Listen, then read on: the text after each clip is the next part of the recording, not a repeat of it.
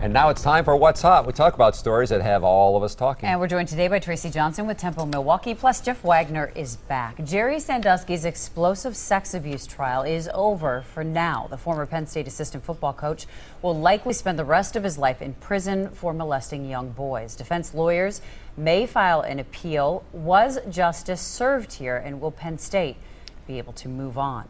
Well, yeah, I heard his lawyer afterwards giving this interview, and he was saying, well, just so you understand, there's lots of innocent people who are in jail nowadays. Well, that may or may not be the case.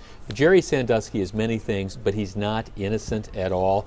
This was justice being done. The problem is you can never make these victims whole. What I think is going to be real interesting is the flood of lawsuits that are going to come directed not just against Sandusky, but against Penn State. There's already at least one. Right, for creating this culture where this was going on. And I tell you, I still can't get past that assistant coach who saw him molesting this boy in a shower and essentially did nothing.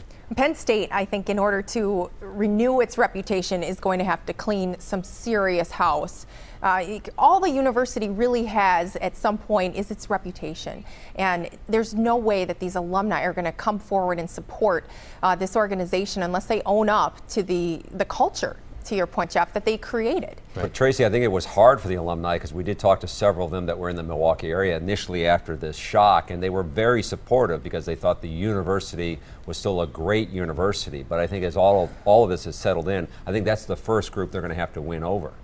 Well, right, because I mean, I'm sure there's this degree of denial that's going on there. You believe you got a great education, all this stuff, but at the same time, you had this culture that allowed this to happen where football was king, and we don't want to ask these questions. Well, now they're going to all have to do some soul searching and ask the questions. Do they need to fire more people? Because yes, quite a few have gone already. I mean, way up the food chain.